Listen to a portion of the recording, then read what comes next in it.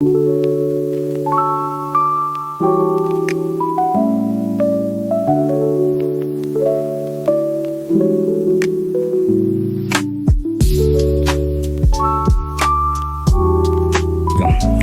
guys, yes, this is Kokoy, and for the first time, magre-review tayo ng perfume, and this is our first episode ng fragrance naman, perfume.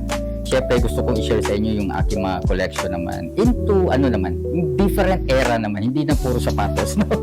So this is my Club de Nuit Intense Man from Armaf.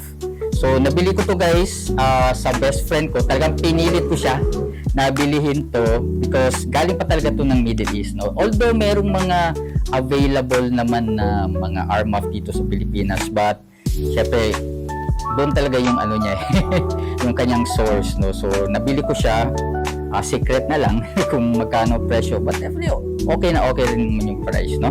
So medyo sikat to siya. It's because parang clone kasi yung ano nito yung system niya, no? So sa isang popular din na perfume, so definitely i-check natin, no? Although nagamit ko na to siya for 1 week or 2 weeks na, pero susubukan nating amuyin right now, no? Syempre iba rin yung parang focus ka lang sa pag-amoy kaysa yung naglalakad ka tapos aamoy-amuyin mo, so iba yun. So definitely check natin. So saan ba yung ano ito? Okay, ang bango na. So syempre ano natin, try natin. Ooh. Okay, very fruity. Ay, grabe, bango niya talaga. This is a must try guys if you are into office, even school.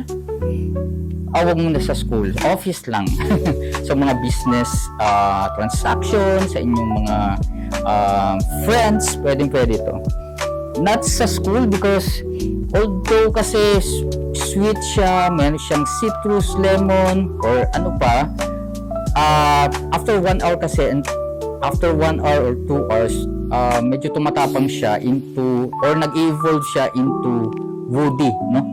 So medyo yun yung ano niya, yun yung amoy niya after na mag-matured yung scent, no? So right now naamoy ko is citrus. Hinanap ko yung lemon kasi meron daw ano to merong lemon to pero walang maamoy.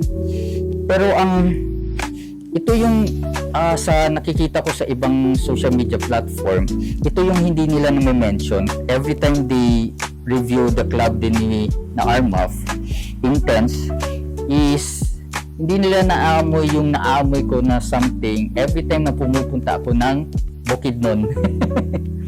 Which is ang pineapple. Yes, grabe, amoy na amoy ko yung pineapple. This is why gustong-gusto ko yung amoy niya because may pagka may shadow kind of. Parang ano ang pineapple dito parang shadow siya in a sense. Kumbaga, merong lemon, merong citrus. Kumbaga, yun yung tao, pero yung pineapple, yun naman yung shadow, no? So, maganda pagkaka-complement. Then again, this is after 1 hour and 2 hours, nagiging woody na yung amoy niya. Woody, hindi naman siya matapang, no? Pero lalong sumasabog yung manly kind of fragrance, no, or amoy. And definitely i-recommend ko to para to sa mga just in case nagko-commute kayo or sa jeepney, maganda to. Kasi talaga tumatapon yung amoy niya, no? So kung dumadaan kayo, mas maganda i-practice to sa jeep. Talagang mapapower up ang mga girls dito, sigurado yan. Pero although hindi na ako sumasakay ng jeep, but syempre definitely review ko lang naman. Kumbaga ano ko lang naman yan, suggestion, no? Magandang magandang gamitin to every time na dumadaan kayo sa jeep para powerful kayo. So basically I really love this perfume from Armaf. And actually, ito nilaunch to way back 2015, no? So, until now, nandito pa rin siya. It's because nice naman talaga yung kanyang amoy, no? And definitely, I love it. And this is the reason kung bakit binili ko siya sa friend ko. And right now, ayun, medyo na-addict na ako sa perfume. Pero, meron naman akong isang perfume which is my brand. Kaya ako nga ginawa ang video ito. Kasi ipopromote ko rin yung aking brand which is the LD Essentials Bad Boy Perfume. So, iba naman yung atake nito. So, the Armaf is citrus, lemon, pineapple, woody, or ano-ano pa. Ito na iba. It's more of a softer side naman siya. Check na natin. Actually, ito yung ginagamit ko ngayon. O yun, maganda yung kanyang buga. To be fair, ang bango niya, no? So, ito naman siya, fresh, slight powdery kind of So, ito yung klase ng amoy na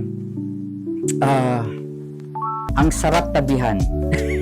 Yes, definitely masarap siyang talagang maa-addict yung kung sino man, no, ang lumalapit sa inyo or girlfriend nyo, asawa nyo, friend nyo, talagang ito yung klase na hindi ka alanganin.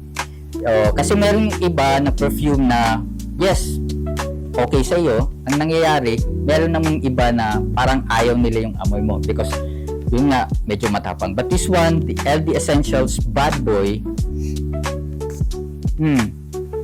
hindi ganon, no? Definitely, nasa sweeter side siya.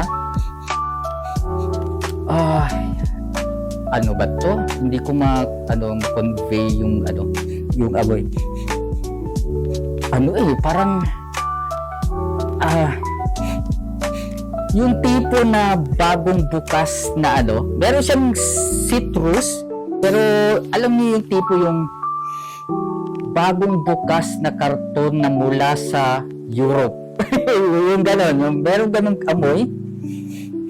Sweet siya and very therapeutic yung kanyang amoy. I really like it, to be fair. So basically, kung i-compare natin itong dalawa, very mahihirapan ka. But ang lang nito, ang advantage lang nitong isa is it will long 6 to 8 hours, no, while this one is 4 to 6 hours. So yun lang yung ito 6 to 8 hours, 4 to 6 hours. So yun yung kanyang yung tinatagal, no, ng kanyang amoy. So but of course depende yan sa inyong yung sa inyong body chemistry, no? Kung pawisin kayo or saan kayo pumupunta, sa halimbawa sa mainit, o syempre mas madali siyang no? So thank you so much guys for watching our perfume vlog na dito sa Kokoy. So thank you so much for watching. This is Kokoy. I hope nagustuhan nyo and more perfume review next. Syempre, sapatos, shoes, sneakers, and fragrance, perfume, cologne. This is Kokoy. Salamat.